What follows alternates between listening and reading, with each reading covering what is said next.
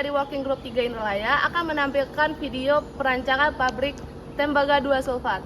Selamat menyaksikan. Selamat datang di PT Kuprik Sulfat Nusantara.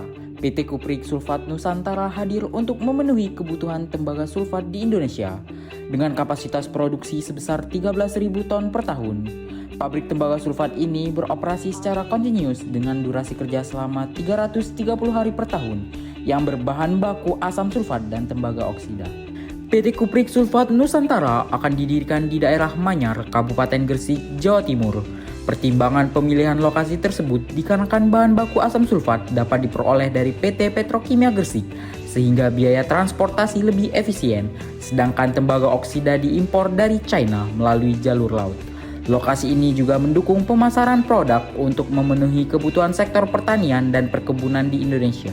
Selain itu, fasilitas transportasi yang memadai, ketersediaan tenaga kerja, sumber air dari Sungai Bengawan Solo, akses yang dekat dengan pelabuhan dan bandara Juanda, serta dukungan energi listrik dari PLN dan generator internal menjadikan Gresik sebagai lokasi yang potensial untuk pendirian pabrik. Perencanaan layout pabrik tembaga 2 sulfat dari tembaga oksida dan asam sulfat ini diatur sedemikian rupa untuk menunjang operasi yang baik, konstruksi yang efisien, pemeliharaan yang ekonomis, ruang gerak bagi karyawan yang memadai dapat menimbulkan kegairahan kerja dan menjamin keselamatan kerja bagi karyawan.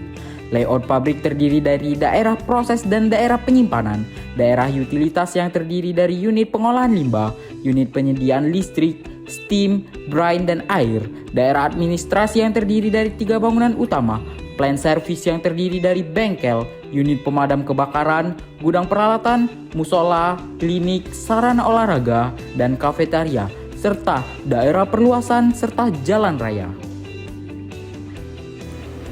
Produksi tembaga 2 sulfat diawali dengan pretreatment bahan baku. Asam sulfat dari tangki silinder tegak dengan dasar datar dan atap berbentuk toris spherical serta tembaga oksida berupa hopper tank dengan kepala silinder dan bagian bawah berbentuk kerucut.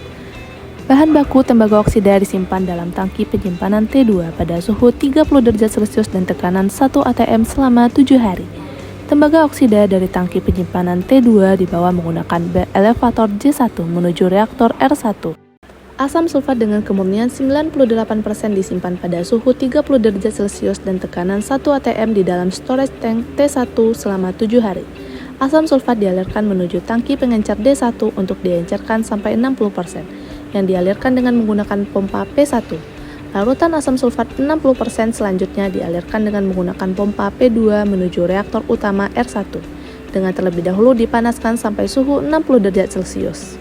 Reaktor R1 bekerja pada tekanan 1 atm dengan suhu 90 derajat Celcius.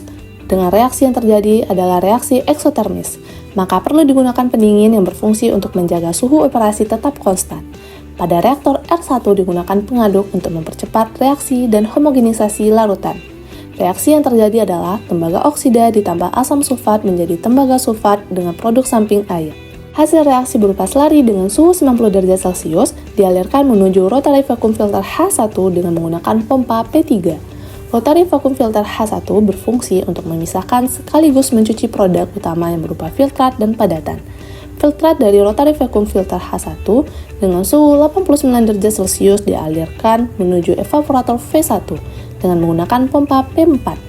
Di dalam evaporator V1, air yang terkandung dalam larutan tembaga sulfat diuapkan sehingga kepekatan naik dari 19% menjadi 54%. Slari dari evaporator V1 dialirkan menuju kristalizer S1 menggunakan pompa P5 untuk proses pembentukan kristal.